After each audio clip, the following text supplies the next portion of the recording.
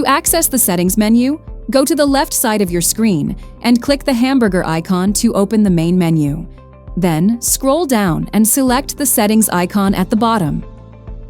In this section, you can easily adjust your email report frequency by choosing between disabled, weekly, monthly, or both weekly and monthly.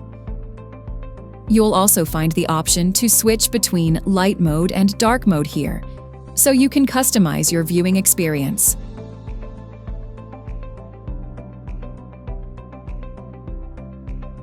Once you've set your preferred email frequency, a snapshot report with all the key information will be automatically sent to you, either on the following Monday for weekly reports or on the first day of the month for monthly reports.